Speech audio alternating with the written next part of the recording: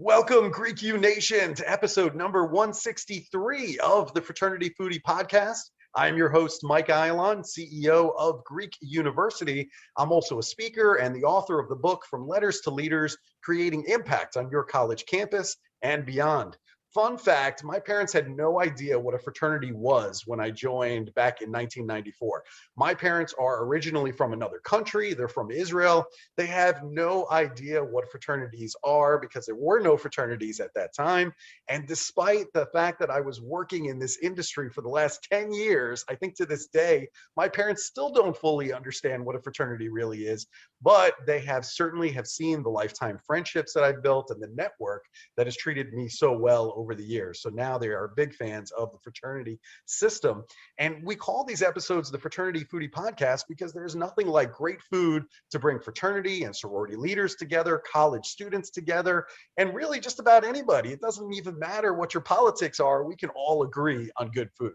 Now, a new movie is about to hit the theaters. Siobhan Fallon-Hogan and Robert Patrick star in this new movie thriller along with Jake Weary and J.J. Warren. The movie is called Rushed. It was written by Siobhan Fallon-Hogan, who has been in a ton of movies and shows that you've already seen. This particular movie will be in theaters on August 27th, and it's also on streaming services. So we're talking Apple and Amazon the very same day. We are super fortunate to have J.J. Warren with us today. He plays Jimmy in the movie, a college freshman who is involved in a fraternity hazing incident. And since we have so many listeners that are college students and heavily involved in their fraternities and sororities, we wanted to talk more with JJ to tell us more about the upcoming movie. So welcome to the show, JJ. Hey, what's going on? What's going on? I am doing really well. I am super psyched that you're on the show. I think this is going to be absolutely incredible. I know we're going to have a great conversation, but many of our listeners, I want to make sure that they know more about you. I think that's really important. So we can chit chat. Yeah, let's do it. I mean, you're originally from Big Spring, Texas. You grew up in LA and you started acting at the age of 10. So tell us more about your childhood and what influenced you to pursue a career as an actor. So yeah, I grew up out in the middle of nowhere in West Texas in Big Spring. Tumbleweeds, 2-lane blacktop, middle of nowhere, the whole bit. I had a lot of animals growing up, so I spent a lot of time outside just playing with like cats and my dogs. No interest in the arts early on, but both my parents went to the University of Texas in Austin. So they were around the arts and we went to Austin every once in a while. And then, as fate would have it, we ended up coming out to LA when I was about 10 and I got into the industry, but didn't really fall in love with acting until I was about 14 or 15. And then I was like, wait, like this storytelling thing is really cool. Like I might actually want to do this the rest of my life. And after that was history. I mean, just fell in love with it. Wanted to be an actor, wanted to tell stories, fell in love with movie making, was like, this is the coolest job. I get to like travel and meet all these amazing people. And like, they're the most interesting, insanely wonderful people. And like, even Siobhan has been like one of my favorite people I've ever worked with in the entire universe. She is so quick and entertaining and brilliant. And like, I would go to the moon for her. So yeah. I feel the same way, and I've never even met her. I mean, working with Siobhan must be absolutely amazing. She's been in television comedies. We're talking about Seinfeld, right? She was Tina in Seinfeld, Saturday Night Live, The Golden Girls, 30 Rock. She's been in humorous movie roles. So she's done Men in Black, Forrest Gump, New in Town, Holes. I mean, she just steals scenes like nobody's business. I mean, we're talking about classic roles like Tina, Elaine's roommate on Seinfeld, Blanche in New in Town, the bus driver, Dorothy Harris in Forrest Gump, and then the classic Delta, Delta, Delta skit on Saturday Night Live. This is one of my favorite skits of all time on Saturday Night Live. I mean, what a broad range of work in her acting career. What's it like to work with her on the set? She's a legend. I mean, just flat out, she's a legend. I mean, I remember growing up watching her in Holes and like thinking like I didn't even realize it was a movie. She's so amazing. Like I was just so immersed in the characters in the world. And then she's the Forrest driver in Forrest Gump. Like everyone knows her. You know, you might not know her name right off the bat, but like everyone knows her face when I show her. Yeah. But working with her on set was out of this world. I mean, when we were shooting, you know, the scene in bed in the trailer, you can watch the trailer online right now.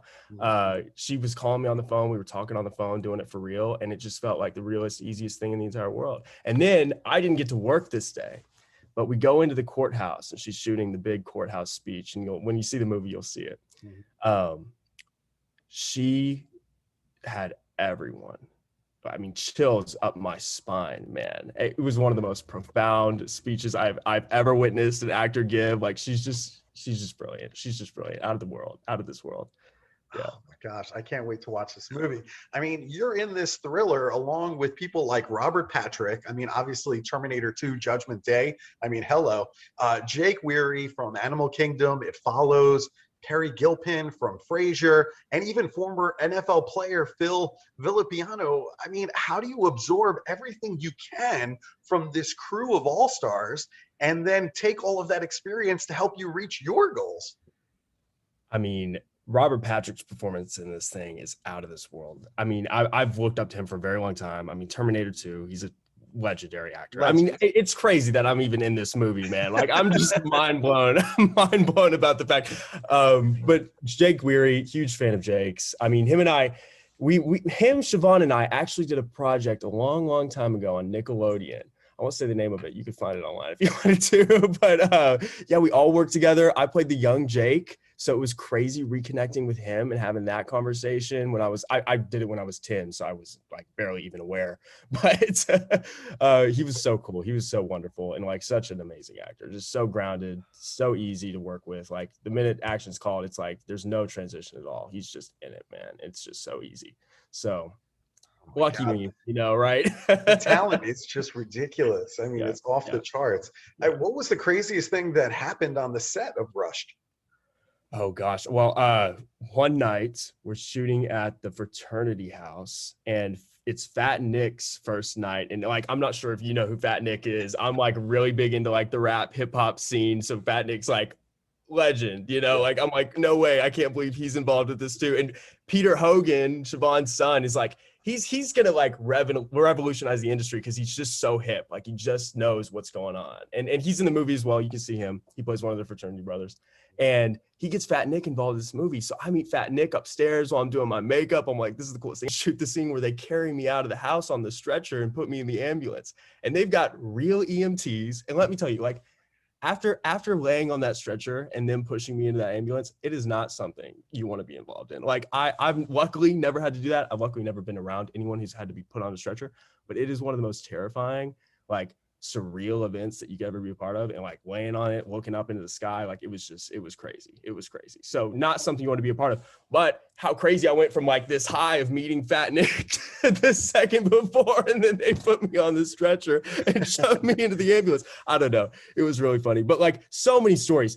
Everyone in Rumson, New Jersey changed my life. I mean, some of the nicest, most kind, wonderful, genuine people I've ever met my entire life. Everyone was like through the roof authentic. Everyone just like was so excited to make this movie. And like this movie was the community's baby in a way.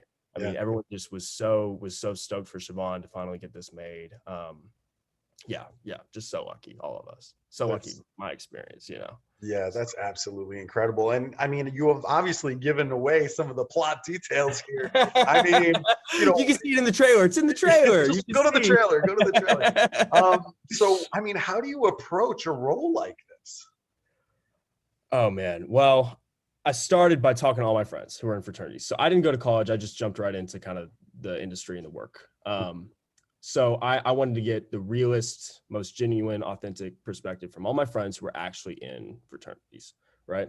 So I started there, and honestly, the response was so great, and everyone loved their fraternity experience so much that I was like, well, come on, guys, like show me some of the bad here. Like I'm trying to tell, like I'm trying to serve these parents who have like suffered these tragedies as well. So, I mean, there is the balance of like the community and the lifelong friendship you gain from these fraternities and sororities is like amazing, and we need to support that 100%. We just need to limit the risk factor, and the ego, the guys who are, when you get a whole bunch of testosterone, guys who are trying to prove themselves, and girls involved, like bad things happen. Yeah. And you have guys doing things to the smaller guys, or picking on the freshman kids that it's just not right, and they're pushing their limits, and they shouldn't be. They should really be taking care of them as fraternity brothers. And that, I've heard, is the experience. But with hazing, the line kind of gets blurred. With alcohol, the line kind of gets blurred. So you just got to be very careful. And I mean, everyone's doing drugs these days. Like it's a little crazy. And also with social media too. I mean, now everything's permanent. Yep. So you could really traumatize a kid, or take a video that's going to change his entire life. You got to be very careful. So yeah, that's the number one factor, is it's alcohol. I mean, if you look at the hazing deaths that are happening, it's combining those activities with alcohol. I mean, that's really where you run into those problems. And you're right, everything is documented. I mean, every time you use your cell phone and you're looking things up on Google, or you're sending text messages to other brothers, all of that is documented. All of that becomes part of the court case, right? So you're absolutely right in all of those things. But yet still, I mean, the fraternity and sorority experience, it is the best leadership experience on a college campus, as your friends attested to, when it's done right. And that's the key. That's really what, we're trying to do, is to educate. But, it's just really, really fascinating. And I'm sure it was very interesting for your friends to give you their feedback, and then for you to look at the script and then figure out, okay, how am I going to make this work, right? So this is just so interesting. Now, all right, so let's talk a little bit about the movie. Siobhan wrote the screenplay to Rushed. She also stars as Barbara O'Brien, an upstate New York Irish Catholic mother who says her rosary daily, then swears profusely as she's driving her kids to school. Her life is totally ruined when her son, Jimmy, played by you, of course, a college freshman, is involved in this fraternity hazing incident. Then Barbara resorts to extreme measures when she encounters empty promises in Washington, D.C. So, you're reading all of this well before, you're shooting the movie. I mean, what did you think when you first read this script? Now, here's what I'll say. Siobhan and I had worked together in 2018. So when she called me and told me she wanted me to play her son, I was going to do it no matter what was in that script. Didn't matter what the script said. I knew she was on to something. So once I did get the script and I read it, I was like, wow, like her and I can tell this authentic story about the mother and the son, and the anxiety.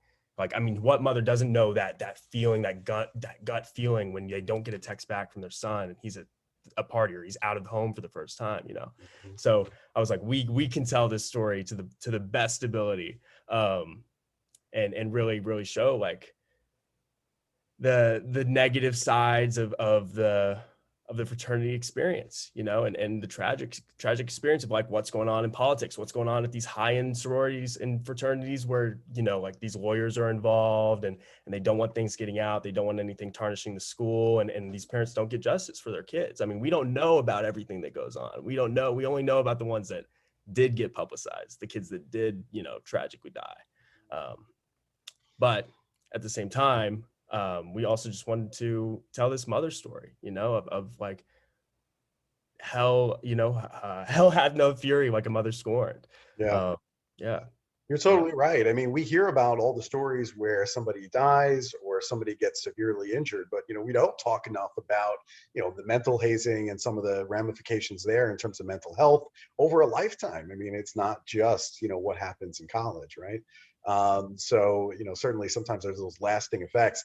Now, you did mention the New Jersey community that was so involved in the shooting of this particular film.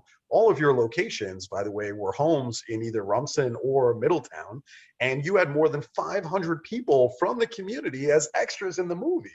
So clearly, it was very important for all of them that this film was eventually made, which is wonderful to have all of that support. So talk to us a little bit more about the support that you got in this film from the community. Oh gosh. Yeah. I mean, the fraternity brothers all knew each other, man. So it was like everyone was best friends right off the get-go. So that relationship already was like super, super easy. So everyone was always hanging out. We were joking around the entire time, had a lot of fun on set. It was just wonderful, wonderful experience. And then, I mean, we would all go out to eat. We knew all the restaurant owners. We know all the bar owners. It was a great time. And then I stayed with the Corsies, who were absolutely amazing to me. I was able to stay at their house during the duration of the shoots, and they were just out of this world accommodating with everything I needed, and the crazy shoot times, having to be up so early, you know. But everyone was wonderful. I mean, no complaints about Rumson. What a wonderful place. I would go back 1,000 times. That's Yeah. awesome. Man, that camaraderie between the fraternity brothers must be really tight, because I know I see it every week when I'm working with the college students. And if they were real fraternity brothers, real friends from the same town, you better believe they know exactly how to interact with each other. And it comes off as just very natural. Absolutely. Absolutely. It was so easy. And then Jake was so great at being, you know, the fraternity leader. Like, he was so good. It was, you got to see it. I know. I can't wait to watch this. This is incredible. So, I mean, who do you consider to be your role model as an actor? I mean, if you had to draw it up, whose career would you like to emulate? Oh man. I mean, right now I think Lakeith Stanfield's doing great work. So if you look at like what he's done in Sorry to Bother You, Atlanta, he was in Get Out. I'm not sure if you saw Get Out. He was really great in that. And then Cillian Murphy, who's in Peaky Blinders. I think he's amazing as well. I think Killian's really doing a great job. He was in Quiet Place 2, which I haven't seen yet, but I heard his performance was great. But yeah, and then I don't know. I'd love to work with like Taylor Sheridan. Some of the country stuff that he's doing, I think, is really great. I think Wes Anderson, he's a Texas boy, so would love to work with him at some point. We'll see. I mean, you know, it's kind of like the you don't choose the role choose you in a weird artistic way. But yeah. Sounds good. Hopefully we'll see you in the South, you know, either Texas or maybe Tennessee, and we'll make something like that happen. Yeah, I'll be in Nashville. I'll give you a call, man. Give me a call when you get to Nashville. I'm telling you, I'll show you a good time for sure. Now, we do love good food here on the Fraternity Foodie Podcast. I mean, we talk about good food all over the country. I'm just curious, what's your go-to restaurant out in LA? All right, if you go to UCLA or USC or Berkeley, or Loyola Marymount, you got to go to Earth Cafe and get the chicken and cheese quesadilla and the Moroccan mint boba. That is like my most had meal in all of LA. And I swear it is the best quesadilla. I know it's not. I'm a simple eater. I don't eat too much fancy stuff. So the chicken and cheese quesadilla at Earth is like out of this world. And then you get the Moroccan mint boba blended, and you can do almond milk, because who does regular milk anymore? No one does that. So. Not in LA anyway. And also, hey, Lily Rosenthal, who plays Kelly, who plays my sister, she's like big into food. You got to check her out on Instagram. She posts like the craziest food stories, and I'm like, dude, you got to take me out to dinner or something sometime, because you like eat out of this world. You eat the best food in all of LA. So you got to follow her on Instagram, check her out. And her brother Ben, he's in the movie as well. He plays Tucker. Yeah, no, like wonderful people, and we all know about food. So we all eat. And hey, speaking of food, like the East Coast Italian food I had in Rumson was out of this world. Like so good, man. I mean, like if it's not Tex-Mex or barbecue, like that is probably next in line for like what is my favorite food now. It's just that East Coast Italian food. Oh, East Coast Italian is just incredible. You were right in that hot spot there in New Jersey. I mean, good pizza is just incredible. The Italian food, I mean, everything is authentic. You just don't get that anywhere. I mean, I can't get it in Nashville, so I got to go back to Jersey to get that authentic Italian food. I mean, it just doesn't exist here at all. So yeah, I hear you. Believe me, every time I go back, it's usually pizza, it's usually bagels and some classic Italian, because they just don't make it like that. Too much pizza, man. I ate too much pizza while I was in Rumson. I ate a lot of good food. But it's so good. I mean, it's so good. I couldn't stay away. I could not stay away. Yeah, that's really good. So, I mean, what kind of projects are you thinking about in the future? I mean, you mentioned some of the actors that you'd like to work with, but I mean, are there particular roles or stories or things like that you would want to get involved in? I mean, I don't consider myself much of a comedian, but who knows? I mean, maybe I'm just, I'm open for anything, but I don't know. I'm feeling like a love story, man. I gotta do like a good love story or something. I got a lot of heart right now, so we'll see. Let's get me with like, I don't know. Me and Lily Rose Depp will do a movie or something like that. There you go. So for all of our producers that are listening, he's open to doing a love story. I mean, come on, let's go. Let's get it on. That's awesome. I absolutely love it. We'll see.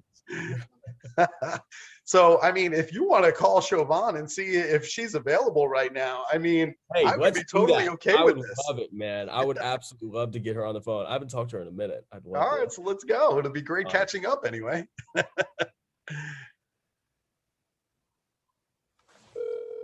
Oh, here we go. Here we go. It's ringing. Hello. Hey, you. How's it going? I'm Good, on with how are Mike you? right now. You're live. Oh, we're live. We're live. Hey, how are you? Hi, how are you? I'm doing really well. I'm a huge fan. Thank you so much for sharing JJ with us. Oh, JJ's the best. He is the best. It's my third time working with JJ. Do you know that? I do. I told him. I didn't tell him. I didn't tell him about Fred. I just called it a Nickelodeon movie and told him to look it up. Listen, the talent span from comedic to dramatic. That's all we have to say. Yeah. Yeah. We've gone full circle. Yes, we have. So, JJ, did you tell him that the Rush is going to be on in theaters August 27th? Yep. And it's going to be streaming on Apple and Amazon August 27th. Yes. And I don't know if did you see the trailer yet? Oh yeah, I saw the trailer. It looks absolutely incredible. Now, of course, JJ started filling us in on some other things that weren't in the trailer, but yes, the trailer looks amazing. Hey! What I talked about was in the trailer. I don't know what he's talking about. It was all there. Hey, listen. Some people just end up on the cutting room floor. What can I say? It's lonely at the top. Oh my god! Jesus, so savage. Oh my gosh! I love it. JJ did a killer job in this movie. He's incredible in it, really incredible. And the young talent like Jake Weary, from Animal Kingdom, is amazing in it, and Justin Linville is incredible.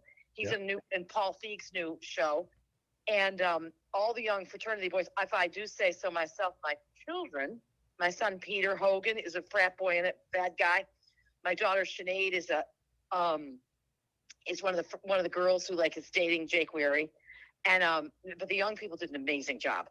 Yeah, this is amazing. And we had a really good time, didn't we, JJ? We had an amazing time, and I mean everyone was so wonderful, Siobhan, and you're so brilliant in it, and I'm so stoked for it to come out. Yeah. So well, I don't know if JJ told you this, but I've done 3 movies with Lars von Trier in Denmark. And, he's one of Europe's most fabulous, if not the world's most fabulous directors. And I've been doing movies with him for 20 years. I mean, my first one was Dancer in the Dark, and then I did Dogville, Nicole Kidman, Lauren Bacall, and Ben Gazzara. And then I did The House That Jack Built with Matt Dillon. So anyway, when I first wrote the script, I sent it over to them, and they said, Siobhan, we want to co-produce this with you. But the way they do things in Europe is completely different from here, where they don't believe in above the line and below the line. Mm-hmm. Like it's like doing a play. In other words, when it's time to go to lunch, the stars don't budge ahead of the crew. We're all working on the same deal. So that's the way I modeled it, And so I don't know if JJ told you, but I had everybody living with my friends in their houses, and we all ate together. We went out. Everybody else went out, but me. But I couldn't go out because I was wearing way too many hats.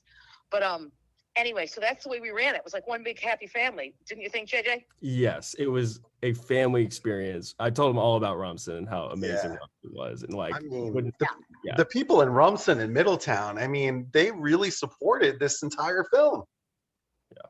Oh, it's unbelievable. Yeah. I mean, they went out of their way.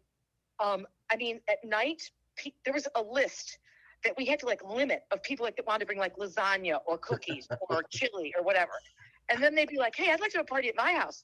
And then one time we lost a location because we got screwed up on where this huge vigil scene was going to be. And so many people stepped forward with their mansions. And my good friend, Andy Davis, who he directed me in Holes and he directed Fugitive. I showed him one of the first cuts of the movie. And he's like, Siobhan, where? He says, where did you get these locations and these extras? I'm like, they're my friends.